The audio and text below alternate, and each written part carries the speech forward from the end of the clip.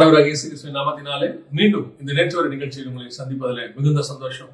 அநேக கடைசிகால அடையாளங்கள் நம் கண்களுக்கு முன்பாக இந்த சில வாரங்களுக்குள்ளே நடந்திருக்கிறது. வாங்க என்னன்றதை நம்ம பார்த்துருவோம். முதலாவதாக மத்திய சுவிசேஷம் 24ஆம் அதிகாரத்துல கடைசிகால அடையாளங்கள், வருகைக்கு முன்பாக அடையாளங்கள் என்ன அப்படின்னு இயேசு கிட்ட கேட்டபோது அவர் சொன்ன ஒரு மிக முக்கியமான அடையாளத்துல ஒண்ணு ஜனத்துக்கு விரோதமாய் ஜனம்.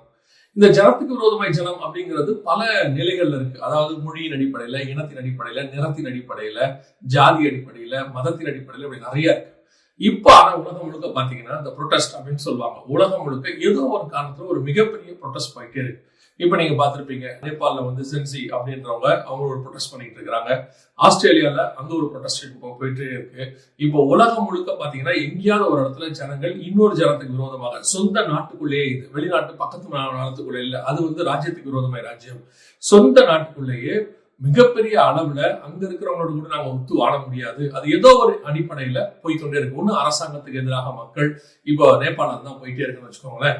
இந்த மாதிரி ப்ரொடெஸ்ட் அதிகமாக காணப்படுகிற காலகட்டம். இன்னும் சொல்ல போனா எல்லா நாடுகளிலும் ப்ரொடெஸ்ட் நடந்துகிட்டு இருக்கு, அமெரிக்கா உட்பட. அமெரிக்காலையும் பாத்தீங்கன்னா பல மாநிலங்களில் ஜனங்க ப்ரொடெஸ்ட் பண்ணிட்டே இருக்கிறாங்க.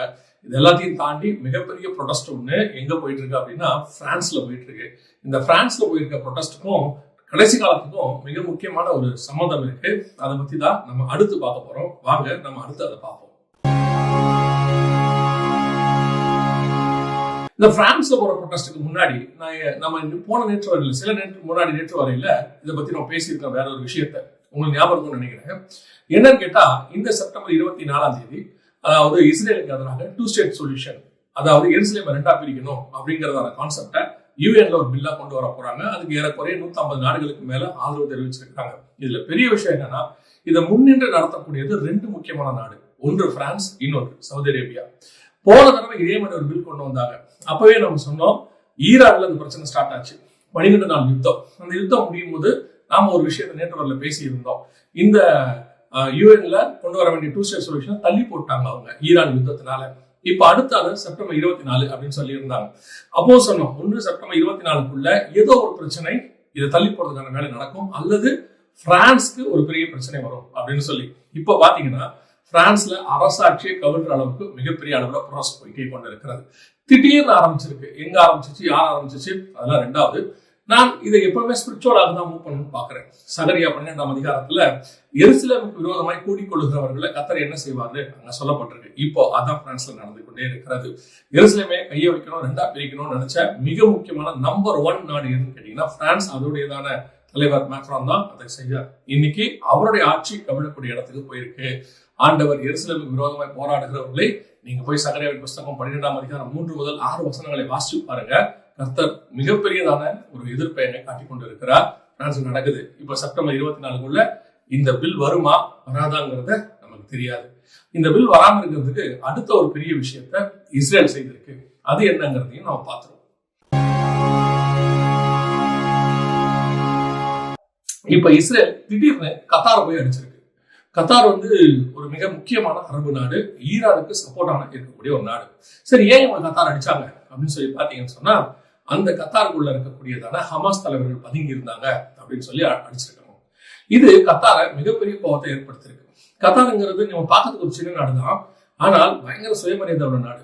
ஏற்கனவே ஒரு பிரச்சனை இல்ல, சவுதி அரேபியா அவங்களுக்கு போக வேண்டிய வழியை அடைச்சு சில பொருட்களை தரமாட்டேன்னு சொன்ன உடனே வித்தின் சில வாரங்களுக்குள்ளேயே அவங்க தங்களை தாங்களே அவங்க மேன்மைப்படுத்திக் கொண்டு அந்த நாட்டை அவங்க வளமைக்கு தான் மாத்திட்டாங்க. அந்த அளவுக்கு அவங்க கொஞ்சம் உள்ளவங்க. இப்போ இஸ்ரேல் கை வச்சது அவங்களுக்கு இன்னும் பெரிய பிரச்சனையாக மாறி இருக்கிறது. சோ இது வந்து அடுத்த இஷ்யூ.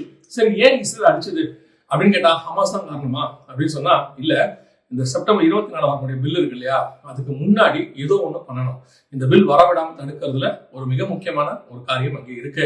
இந்த 48 மணி நேரம் நாங்க எடுக்கக்கூடியது, இந்த நேற்று வரை இந்த காலகட்டத்தில் மட்டும் 7 அரபு நாடுகளை இஸ்ரேல் அடிச்சிருக்குது. Tunisia, Yemen, Lebanon, Syria, Qatar, அப்புறம் வந்து காசா, பாலஸ்தீனம், இப்படி எல்லா நாடுகளையும் இஸ்ரேல் அடிச்சிருக்கு. 7 நாடுகள் அடிச்சிருக்கு. இதுக்கு சில நேரத்தில் ட்ரம்புடைய ஆதரவு இருக்கு, ட்ரம்புடைய எதிர்ப்பும் இருக்கு. இப்ப நீங்க பாத்தீங்கன்னு சொன்னா மிடில் ஈஸ்ட்ல மிக மோசமான ஒரு கண்டிஷன் போய்கொண்டே இருக்கிறது.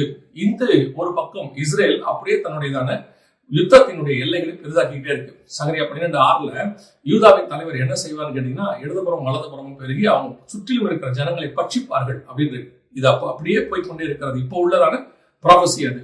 இப்போ இஸ்ரேல் புறப்பட்டு அப்படியே கொஞ்சம் கொஞ்சமா அரபு நாடுகள் கத்தார் வரைக்கும் நுழைஞ்சிருக்கு, இந்த பக்கம் சிரியா வரைக்கும் போயிருக்கு. எதுக்காக இதை சொல்றேன்னு கேட்டீங்கன்னா, இன்னொரு பக்கம் இஸ்ரேலுக்கு எதிராக ரஷ்யா வரணும் அப்படின்னு சொல்லி நம்ம ஏற்கனவே பல நேர்ச்சுவர்களை பார்த்திருக்கோம். இப்போதான் இந்த வாரம் தான் முதல் முறையாக ரஷ்யா நேட்டோ நாடுகளுக்குள்ள புகுந்திருக்கு. அதாவது ஐரோப்பாவுடைய போலண்டை ட்ரோன் கொண்டு தாக்கி இருக்கிறது. இது அடுத்த பெரியதான, அதாவது இஸ்ரேலை ரஷ்யா நெருங்குகிறது, இஸ்ரேல் ரஷ்யாவை நெருங்குகிறது. டிஸ்டன்ஸ்ல சொல்றேன், பக்கம் பக்கமாக வந்துகிட்டே இருக்காங்க.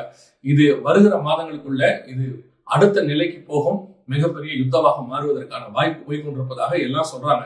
போலாண்ட ரஷ்யா அடிச்ச உடனேயே எல்லாத்தோட ஹெட்லைன்ஸ் என்னன்னு கேட்டீங்கன்னா, தேர்ட் வேர்ல்டு வார் இன்னைக்கு ஸ்டார்ட் ஆயிடுச்சா அப்படிங்கிற மாதிரி கொஸ்டின் மார்க்கோட தான் எல்லாருமே போட்டிருக்கிறாங்க.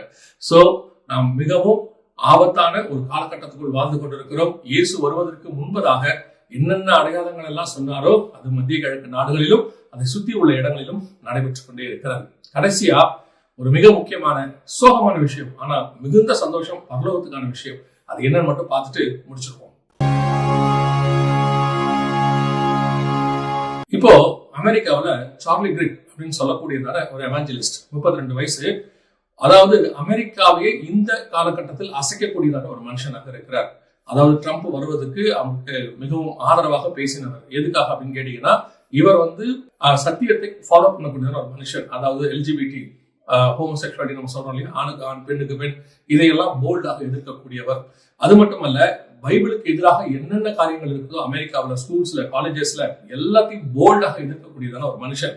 இவருடைய செமினார் பயங்கர ஃபேமஸ். இவர் இப்போ எடுத்து பயன்படுத்தின அமெரிக்காவுடைய மிக முக்கியமான டூல்.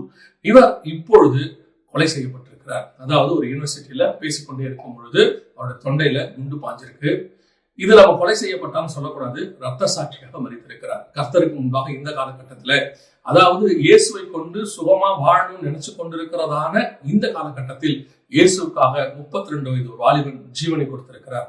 ஸ்தேவானை பார்த்திருக்கிறோம், வேதாகமத்துல எத்தனையோ அப்போஸ்தலர்களை பார்த்திருக்கிறோம். அந்த மாதிரி ஒரு அசைவை ஏற்படுத்தினதான ஒரு ஊழியக்காரர் இன்னைக்கு கர்த்தருடைய ராஜ்யத்துக்குள் நித்திரைக்குள்ளே பிரவேசித்திருக்கிறார். சந்தோஷமான விஷயம் தான் ரத்த சாட்சியை மறிப்பது என்பது. ஆனாலும் நமக்கு ஒரு நல்ல ஆயுதம் நம் கையை விட்டு போயிருக்கிறது. கடைசி காலத்தில் கர்த்தருக்காக வல்லமையாக எழும்பினதான ஒரு தேவ மனுஷன். ஆனால் நான் நிச்சயம் விசுவாசிக்கிறேன், இந்த மாதிரி தேவ மனிதர்கள் போகும்பொழுது அவர்களுடைய சிந்தப்பட்ட இந்த பூமியில சிந்தப்பட்டதான ரத்தத்திலிருந்து இதே மாதிரி ஆண்டவர் அநேகம் ஆயிரம் குழிகளை, சார்லஸ் கிரிகளை எழுப்புவார் என்பது மட்டும் நிச்சயம். கர்த்தர் வருவதற்குள்ளாக நீங்கள் கொலை செய்யப்படுவீர்கள், அநேக ஜனங்களால் பகிக்கப்படுவீர்கள், உங்களை கொலை செய்வார்கள் என்று சொன்ன இயேசு கிறிஸ்துவினுடைய தீர்க்க தரிசனமும் நம் கண்களுக்கு முன்பாக நிறைவேறி கொண்டிருக்கிறது. இது எல்லாமே ஒரு வகையில் ஆண்டவர் வெகு சீக்கிரத்தில் வரப்போகிறார் என்பதற்கான மிக முக்கியமான அடையாளங்களாக இருக்கிறது. கர்த்தருக்கு சித்தமானால், வருகை தாமதிக்குமானால் இன்னொரு நேற்று நிகழ்ச்சியில் உங்களை சந்திக்கிறோம். God bless you.